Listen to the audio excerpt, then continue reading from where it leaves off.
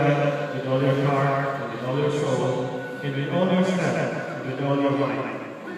And love your neighbor as yourself. Hulugan sa Samaritan. Kung sa sopa, is not something maghimutan tayo. But matawag ka, matapasalanan ng Good Samaritan kung ato himuon na mapabili ng atong mga relasyon. And one more alin atong paglagarin. It's a way na atong i-sustain ang mga relasyon sa malapasalan. Kung hindi ka, tawag ka ng ayaw na samantala.